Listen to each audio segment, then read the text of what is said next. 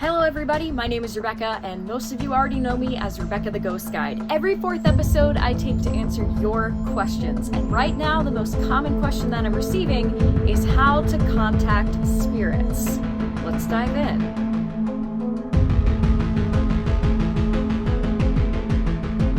Now I'm going to rephrase this a little bit. You've been asking how to contact spirits. I'm going to be teaching you how to contact spirits safely. So get ready, buckle up, be prepared to take notes. It's not as quick and simple as you see on TV. I've got a whole list of stuff that we're going to be going over. First of which, the rules. Always be sober. Be sober, be clear-minded, try and find that balance. You don't want to be too angry, you don't want to be too happy, you don't want any of those emotions to be able to cloud up what you are receiving from the other side. Be sober from whatever kind of thing that might mess with your brain and your ability to properly interpret what is actually going on around you. Use protection, whatever protection may mean for you. Some people that means salt, some people that means brick dust or black salt or maybe black granite, obsidian, putting that around, holding it in your hand. Some people that means holding a Bible, holding a Quran, holding a cross. Anything that brings you peace and protection is what you ought to be using. Don't go into it completely alone. Indicator. So if you have seen the movie Inception, the spinning top that he uses, that's an indicator. It tells him which world he is in. Is he in the waking world or not? What you want to do is get that indicator in your mind. It can be anything. And in your mind, imagine for yourself to say, only that which I am reaching out for, only that which means me good, may give me this indicator back. When it comes to you, it may come to you with the picture in your head. If something comes to you and does not have an indicator, not the exact one that you put out there, that's not something you should be talking to. That's something that's trying to get in your head. You don't want to mess with that. You don't want to let that in because it's trying to trick you. Trust your gut. If you believe in guardian angels, if you believe in your ancestors, if you believe in good spirits working around you, that's what I mean by your gut. If you don't believe in any of that, trust what you got down here. If you don't feel right about something, stop. That is the whole universe telling you to stop. Trust yourself. Everybody has that ability within them to know what is right from wrong. Trust yourself.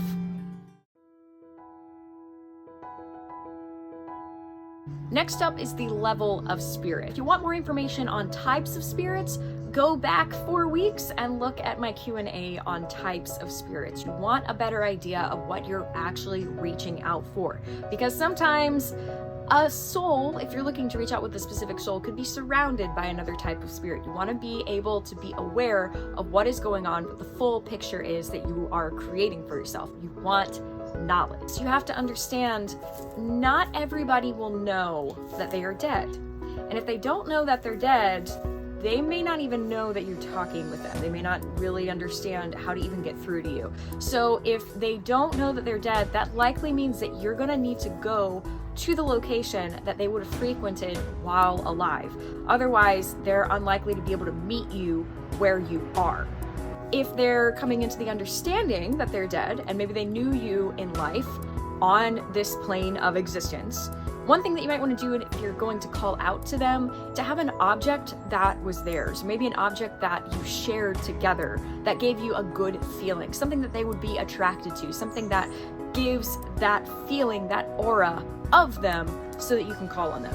Those are the kinds of spirits that you likely will be able to call by name, and that's the best way to do it. Call a spirit, a soul, by its name. Now, if you don't know the spirit's name, say that you moved into a house and something's clanging things, you feel like something's really trying to communicate with you, be specific. If something every time you go into the kitchen starts clanging on pots and pans, call it out. Say, I am calling out to the spirit that is clanging on my pots and pans. Make it specific. That way it's not just like this open call of, hey, anybody nearby, can you come by and tell me what's going on? Specificity is key. You might have something in your house, maybe a residual energy or just an energy that's around.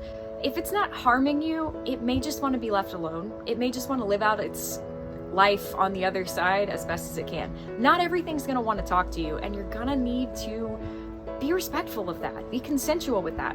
Just how you may not want to be touched, you may not want to have the fire alarm go off in the middle of the night. I've had that happen.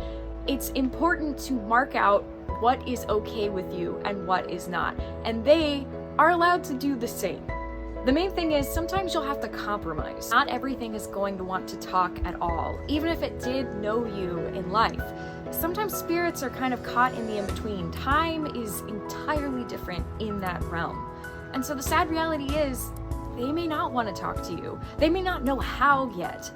And so you're gonna need to respect that. Give them that time. Try and do whatever you can do to get by without that. And I hate to have to say that, but that is a reality. Sometimes, just imagine it, their phone might be off. And it's nothing personal. It's not like they hate you and so they turned off their phone. It's that their phone turned off, or maybe their phone died from low battery use. They might recharge that battery later. That doesn't have anything to do with them not wanting to talk to you. It's something on their side that they're gonna have to figure out. Another reason why you may not be able to reach out to another soul is, and this is a personal belief of mine, they may have moved on to another body. Now, if you don't believe in reincarnation, that is totally fine. Please don't take this as me trying to shove any of my beliefs down any of your throats. I personally believe, though, that some souls do live multiple lives. These souls, when they move on, they may even immediately move on to another body. And while that's sad for us because we want to reach out with them, they may be trying to reach back out to us later. So if you're having trouble reaching out to someone in particular, be prepared. They may just be coming back as another form. And it's not always human, sometimes it's animal. Be open-minded about that, as hard as I know that is sometimes. There are other ways to keep people alive, even if their soul has moved on, even if you can't fully reach out to them, even if they're confused. Memories have energy. I mean, our brains have to think about them to create them. Therefore, that energy is still around. I have a number of things that you can do, and this is honestly, while it may be painful, it's something that I personally always try to do when I'm grieving for someone or something. Put up a picture of that person. You may not be able to do it immediately, but at some point, put something up that reminds you of them in a good light. Maybe light a candle for them every now and then, and just think about them and keep them in your thoughts. Do an activity that you used to do with them. Maybe you want to do this alone, which is totally okay. Maybe you want to act or feel as if their energy is around you, and they just might. You know, take a fishing trip that you always used to take with them. Go to that spot on the lake that you always used to go to together. Have that picnic. Say you never got to make these memories. It's okay. You can still make them. If you don't want to go alone, it's kind of an introvert versus extrovert kind of thing. Have somebody come with you. Maybe if they knew that person, talk about that person. Keep that memory alive. Or maybe take somebody entirely new and tell them about that person. Tell them what they meant to you. Keep that communication open. It is so important. If you're a bit more private or say that you can't go visit these places, keep a journal. And I know journaling isn't for everybody, but here's the thing. You never have to go and read that. And it's really just for you. And maybe it's a matter of communication too. Maybe you can keep that journal with the understanding that only they are allowed to read it. You can write that at the very beginning of this journal and say, this is for this person to read, and just keep it at that. Write to them as often or as little as you want to. Keep them involved in your life. And it is recommended, psychologically speaking. It is a form of mourning. It's a form of grief. And all of the things that I just mentioned are ways to help. Even if it's not on the spiritual sense, they're ways to help. And lastly, be open-minded. Look for symbolism.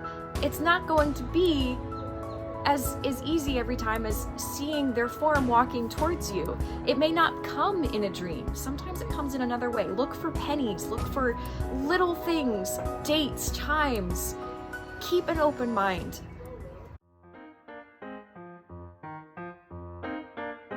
let's talk tools. The thing that you finally wanted to get to, I know. First of which, Ouija boards. No. There are many tools. See, look at this. There's so many tools that a whole top paragraph are tools that you can use.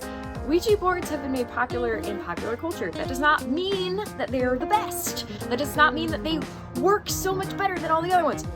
No, Ouija boards are pretty weak, honestly, as far as reaching out to the spiritual realm. Allow for all kinds of lower level spirits to be able to have higher level power. They don't allow for specificity. It's very much open-minded. If you were to have a frat party and you just open your doors to whoever wants to come in and you offer them beer, well, you may be able to kick them out at the end of the night, but maybe you haven't run out of beer. And all these people who just came in don't want to leave. And all you want to do is get some sleep. But why would they leave? You still have beer.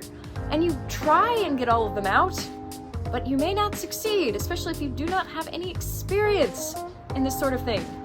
Don't use Ouija boards. Just don't. There's so many other ways. We're going to go into the other ways. A favorite of mine is pendulum work. Pendulums you can use just on their own. The idea that is it's just a kind of rock on a metal chain. Doesn't necessarily even have to be a metal chain, depending on which practice you are a part of. The idea is you have a heavy object on something light, you keep it close to you, and you give the example of give me a circle for a yes, or give me a back and forth for a no. Keep it close to you, do not move your hand whatsoever, let it do the work for you. Other people actually use boards, and they use the same concept of telling it what to do, and you don't always have to verbally speak it, you can just think it. And on the board, they'll actually write out, and you don't need a specialized board, you can use a napkin and write things down. You can have yes, no, maybe, write down specific things for your pendulum to swing to. It is specific, it is safer. Another option out there are tarot, or people say them a lot of different ways. I say tarot. I'm gonna put it up at the bottom, you tell me. Tarot or oracle cards. These are physical cards that mean specific things that when you ask a question, you can intuitively put them down in a particular order and they will tell you things. It's not the cards telling you things, it's spirit moving around you, whatever you believe spirit is, that puts the cards out in a particular way. Now, I personally do not use tarot or oracle cards in my own personal practice just because it never called to me. That's not to say that they don't work. Most of my friends in the spiritual community, they all use either tarot or oracle cards. Tarot can be more specific, whereas oracle is more intuition based. It's just a matter of what calls to you. If you are looking into either of those forms and fashions, do your research. There are many different kinds, many different decks, all kinds of stuff. Choose what calls to you. That's what's most important. Beware your bias in them. It takes a very balanced person to be able to read accurately for themselves. It's like you've got to remove your own personal bias before you do that reading. Otherwise, you're just going to see whatever you want to see. That's why if you're learning, it's good to learn from a pro, learn from somebody who has more experience with you so that you can kind of compare readings. Make sure that you're reading accurately for yourself. Otherwise, you may be reading very, very wrong. With tarot oracle, if you're specifically asking for something to reach out to you, that's what you do. When you ask your question to the cards, and remember, the cards are the representation, the cards are not the magic thing. It's what the magic, or whatever you believe in it, is using to communicate with you. Just be specific on who you want to talk to. One of the oldest forms of communicating with the spiritual side is something called scrying. And scrying is a very broad term. So we are talking about throwing bones. We are talking about reading bones. We're talking about crystal balls. We are talking about black mirrors. We're talking about reading smoke, fire. As I'm saying, these are very natural elements that people have been reading for thousands of years. I trust these measures personally more because I relate to them more. However, even though they're so old, they're not as popular anymore. So once again, you gotta do your research. Trust your gut, again, on what you're reading. Compare them too. You may think that smoke is gonna be it for you, but try water too. It's a tool that's being used to clarify what you need to see, what you need to hear, what you need to feel. It's not like there's magic smoke. It's not like there's magic fire or magic bones or anything like that. It's a tool. Similarly to a pendulum, to tarot, to oracle. Something similar to this, and it's a little bit newer because humans have only been writing, for 3,000 years in comparison to 7,000 years, which some people believe that scrying goes back that far. A newer form of this is, and I don't know the exact name, but it's writing it out. And it's the idea that you just kind of let your mind flow until finally you just start writing things down. Or some people, they just let their mind flow silently and then write things out. A TikTok follower that I love that does this, her name's Lebowski. I love her. If I'm not saying your name correctly, I do apologize. And what I love is when she talks about it, one, this is not her primary forum. It's something that she does on the side. She is a medium. She goes into how it comes intuitively to her, because people will ask her, they'll say, oh, how did you do that? What crystal do you use? What amps you up? And she just says, I just do it. That's intuition. And it's not like, oh, her gift is a gift that nobody else can have. No, she's more open to that. And anybody can be on that level. She just already is. Speaking of psychic mediums, let's move over to psychic mediums. With psychic mediums, they could be using an array of any of the tools that I just mentioned, or they could just be working entirely off intuition. Some people can just sit there, kind of fade out for a little bit. They let their vision go blank so that they can let their third eye sense go wild a little bit more, and they'll just tell you things. Be prepared.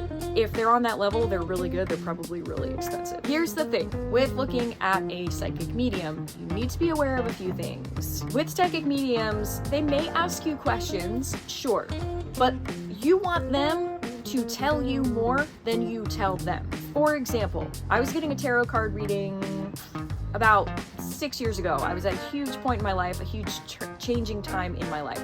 I sit down with this guy who's a good friend of mine now. He says, I'm getting that someone on your mother's side of the family has died in the last 3 years, a male figure, your grandfather. I'm getting that he's still around. I said nothing about any of that. He told me. That's what marks a good psychic medium. The less that you tell them, the more that they tell you. That is a good sign. Old Southern Conjurer Jay, for example, he will ask questions that he sees. He will phrase the questions in such a way that it allows the person to say what he sees. That is different. But what he is not doing is reading a person and reading their psychology alone and then saying, you're in grief. And then leaving it open for the person to say, yes, I am in grief. This is what happened. This is what was going on. No. That's a vague question. You don't want somebody who says, somebody died. Well, yeah, a lot of people, I mean, that's we live and we die. That is what it is, okay? You don't want somebody who goes vaguely. They say, oh, somebody died. Starts with A. No. That's not what you want. You want somebody who makes it specific to you. That's a good psychic medium. You gotta trust your gut.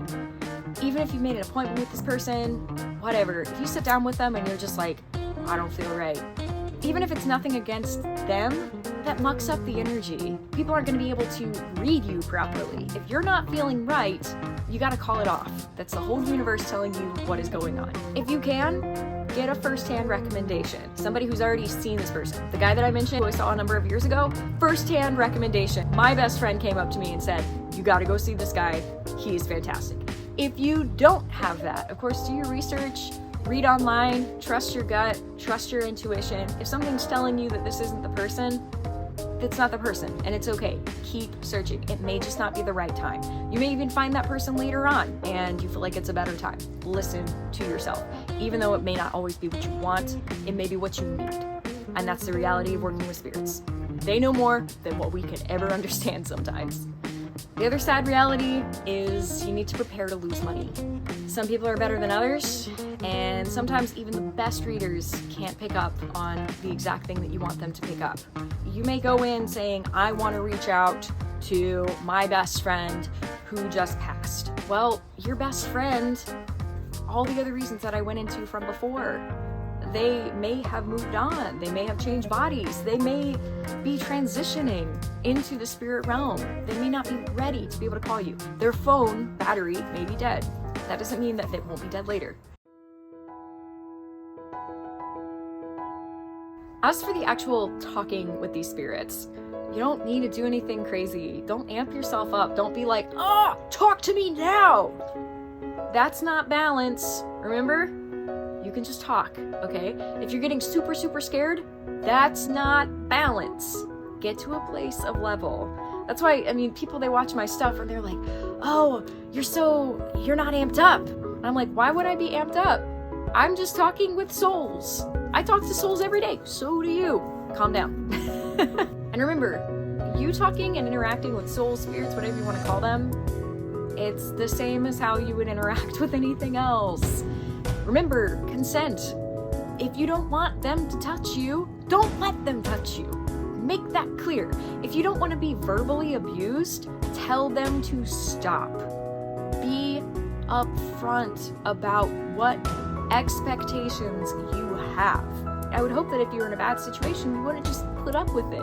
In any sense, do not put up with bad things. Remember to breathe. It's very easy to get excited, to say, oh, something's talking to me. Oh, I put out a candle and it's flickering the flame. Yeah, that's another way to do it, by the way. But you can't just freak out. I know it's hard, but remember, you're trying to reach out to something, and something is using a lot of energy to try and reach out to you in a form that you understand. Do them the due diligence of staying calm. Thank them for being there. Even if something you feel is around but it doesn't want to talk to you, thank them for showing up. Say, hey, I'm going to do this again, or don't. But if you are going to do this again, just say, hey, I thank you for coming out. If you didn't want to talk, it's completely okay. I'll do it again sometime. It's just like, it's an unknown number on your cell phone. Sometimes you might want to pick that number up. Sometimes you don't. But if they leave a message and they're kind, you're more willing to either call them back or pick up next time, right? It's the same concept. It's not some wild thing. You are in control. If you need to end it, end it. If you gotta say get out, say it out. Trust your gut. I can't say that enough. That is the whole universe. Those are your angels. Those are your ancestors, your spirits, whatever you believe in. Your saints, if you will. Whatever works for you. That's them communicating with you. That's them trying to keep you safe for your benefit. And that wraps it up for my 4th episode of Question and Answers. So I am curious, if you are the type to speak to spirits, how do you speak to them? Or tell me, what kind of experiences have you had? What have you learned over time? Let me know. Comment down below. See you later.